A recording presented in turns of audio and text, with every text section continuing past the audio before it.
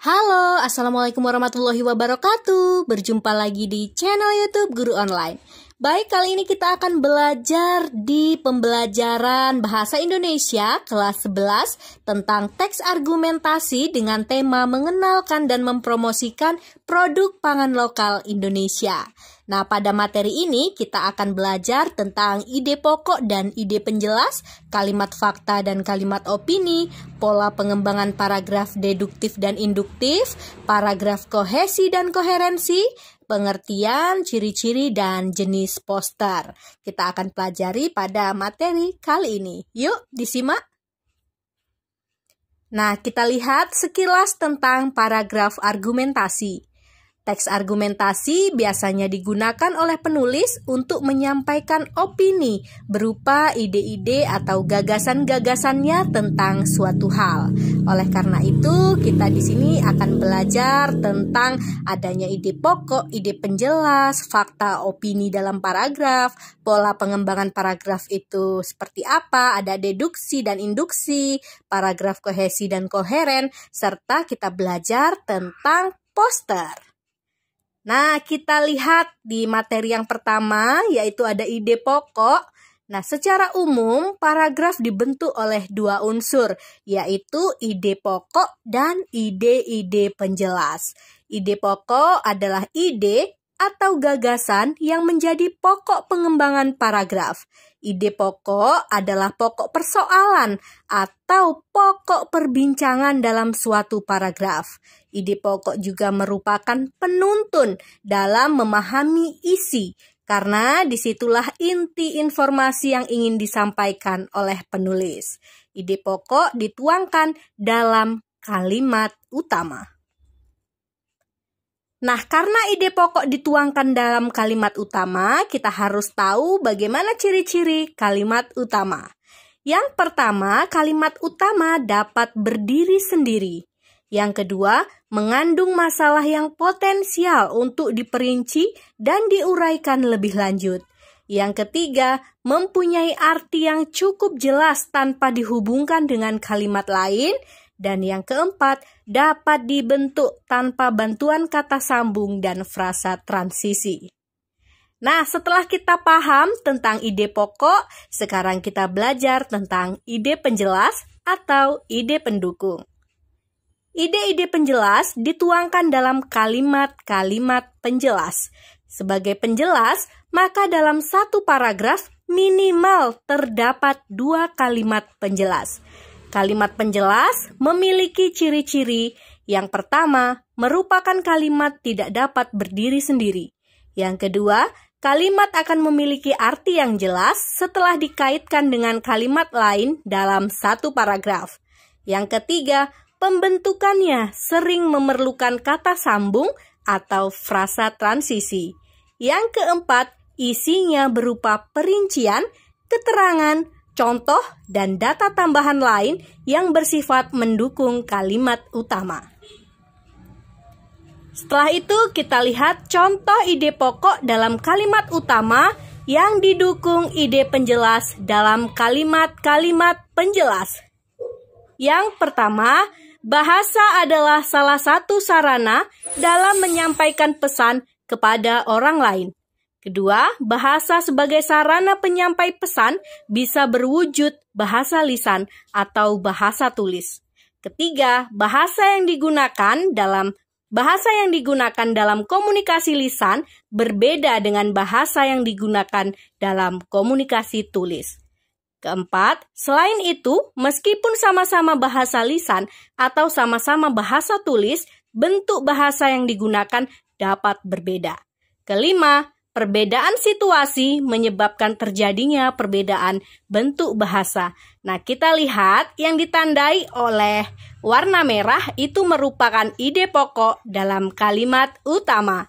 Nah, setelah itu nomor 2, 3, 4, 5 itu merupakan ide-ide penjelas yang tertuang dalam kalimat-kalimat penjelas. Baik, setelah itu kita akan lihat pola pengembangan paragraf deduksi dan induksi. Ide pokok biasanya terletak di awal atau di akhir paragraf. Ide pokok yang berada di awal paragraf disebut jenis paragraf deduksi. Adapun yang berada di akhir paragraf disebut paragraf induksi. Kita lihat contoh paragraf deduksi pada paragraf di bawah ini. Dapat kita lihat, silakan dicermati. Yang berwarna merah merupakan ide pokok yang berada di awal paragraf sehingga disebut dengan paragraf deduksi. Nah, setelah itu kita lihat selanjutnya, ini adalah contoh paragraf induksi karena ide pokok berada di akhir paragraf. Silahkan dapat dibaca.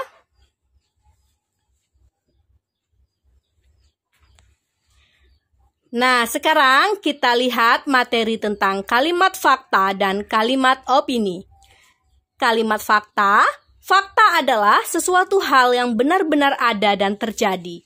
Fakta sering juga disebut dengan kenyataan.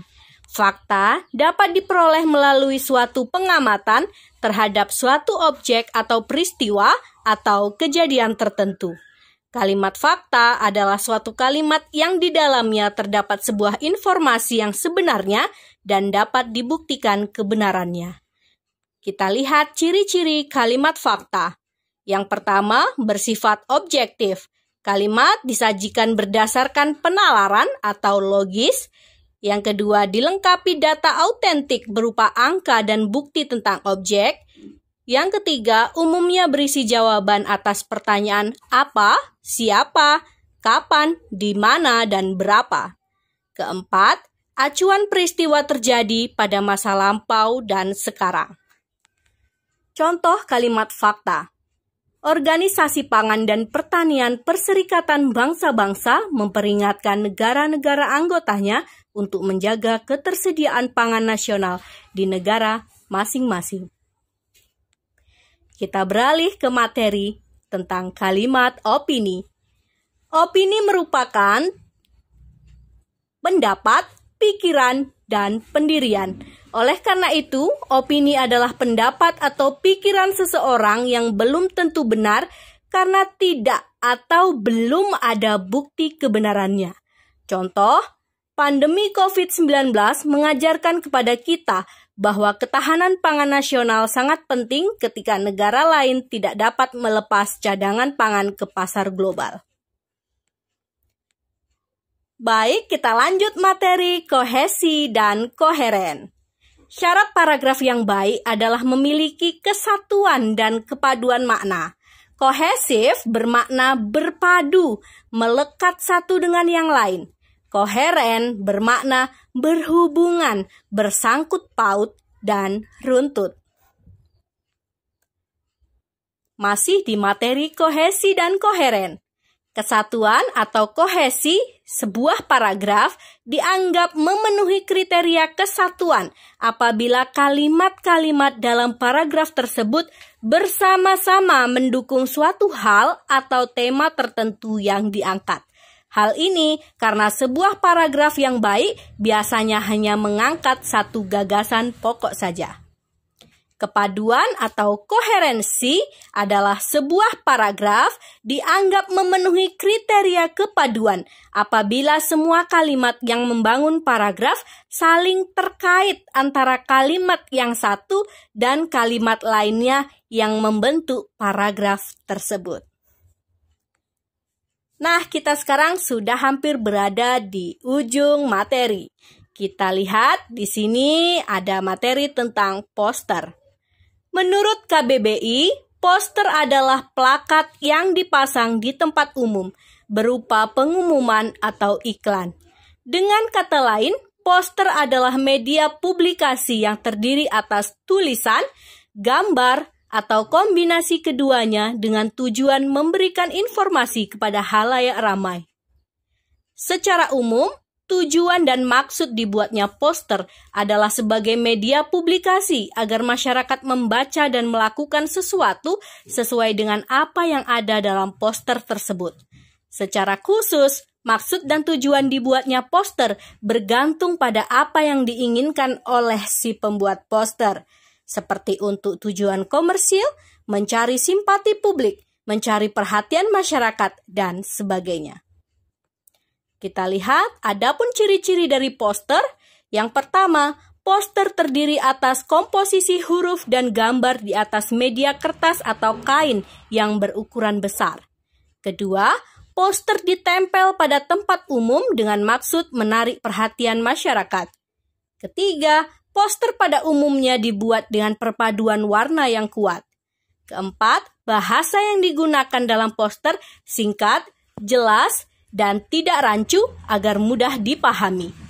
Kelima, pesan yang ingin disampaikan sebaiknya disertai dengan gambar. 6.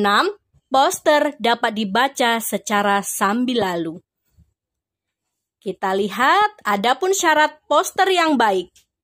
Yang pertama, poster menggunakan bahasa yang mudah dipahami. Kedua, susunan kalimat dalam poster harus singkat, padat, jelas, tetapi berisi. Ketiga, poster menggunakan kombinasi antara kalimat dan gambar. Keempat, poster harus mampu menarik minat khalayak.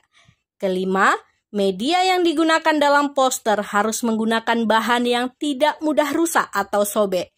Keenam, ukuran poster sebaiknya disesuaikan dengan tempat atau lahan pemasangan poster. Kita sudah masuk ke materi yang terakhir, yaitu jenis-jenis poster. Yang pertama ada poster niaga. Poster ini berisi mengenai suatu produk yang ditawarkan kepada masyarakat. Poster niaga ini banyak digunakan oleh para produsen produk tertentu kepada masyarakat. Tujuannya adalah untuk meningkatkan penjualan produk tersebut. Kedua, poster kegiatan.